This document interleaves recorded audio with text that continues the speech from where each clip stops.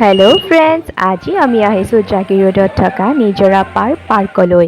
এই পাৰ্কৰ আচল নাম স্বপ্নডুং শিশু উদ্যান। স্বপ্নডুঙৰ অৰ্থ নিজৰা, গতিকে ইয়াক সকলোৱে নিজৰা পাৰ্ক বুলিয়েই জানে। নিজৰা পাৰ্কৰ সন্মুখভাগত পাৰ্কিঙৰ সুন্দৰ ব্যৱস্থা কৰা হৈছে। এতিয়া এই পাৰ্কখনৰ ভিতৰত সোমাবৰ কাৰণে আমি টিকেট কাটিলোঁ। টিকেটৰ মূল্য 20 টকা। অৰ্থাৎ প্ৰতিজন ব্যক্তিৰ বাবে টিকেটৰ মূল্য 20 টকা নিৰ্ধাৰণ কৰা হৈছে। আৰু ভিতৰত আহি পেলাই এয়া চাওক, মোৰ পিছফালে হোৱা কি এটা সুন্দৰ জলপ্ৰপাত। আচলতে আমি সিমান ভাবাই নাছিলোঁ যে ইয়াতে ইমান ধুনীয়া জলপ্ৰপাত দেখিবলৈ পাম, কিন্তু ভিতৰত আহি একদম মনটো বিৰাট ভাল লাগি গ'ল। অলপকৈ বৰষুণো দি আছিল, গতিকে কিন বৰষুণত যেতিয়া আমি তিতি জলপ্ৰপাতকেইটাৰ ওচৰলৈ গ'লোঁ, মনটো একদম বিৰাটেই ভাল লাগি গ'ল।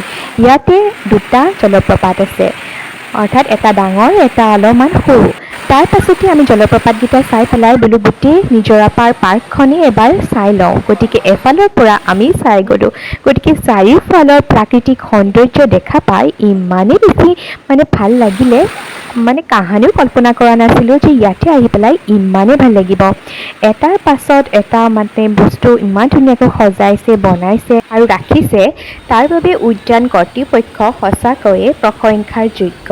তাৰ পাছত আমি এটাৰ পাছত এটা বস্তু চাবলৈ আগবাঢ়ি গ'লোঁ আৰু মাজে জলপ্ৰপাত অৰ্থাৎ ৱাটাৰফলছৰ যি সৌন্দৰ্য তাক আমি উপভোগ কৰিও থাকিলোঁ।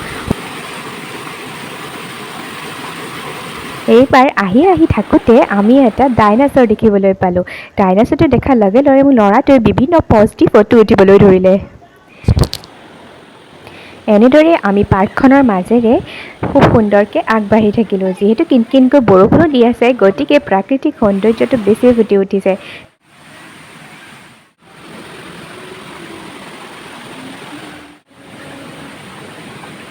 এইবাৰ আহি আমি শিশু উদ্যানখন পালোঁ আৰু শিশু উদ্যানত শিশুসকলৰ বিভিন্ন বয়সৰ শিশুৰ কাৰণে আচলতে খেলাৰ সামগ্ৰীসমূহ ইয়াতে মজুত ৰখা হৈছে।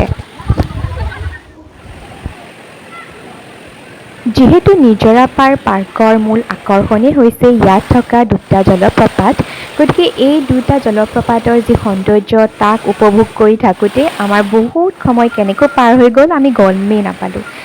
আহিবলৈ মনেই যোৱা নাছিল, কিন্তু সময় যিহেতু বহুত দেৰি হৈ গৈছিল, গতিকে আকৌ অহাৰ আশা মনত বান্ধি পেলাই আমি তাৰ পৰা গুচি আহিলোঁ। কিন্তু এই বাৰিষা দিনকেইটাই আচলতে ইয়াত থকা জলপ্ৰপাতকেইটাৰ সৌন্দৰ্য চাবলগীয়া। কাৰণ খৰালি অহাৰ লগে ইয়াত থকা পানীৰ পৰিমাণ যিহেতু কমি যায়, গতিকে পৰ্যটকসকলে ইয়াৰ যিটো সৌন্দৰ্য তাক উপভোগ হয়তো কৰিব নোৱাৰিব।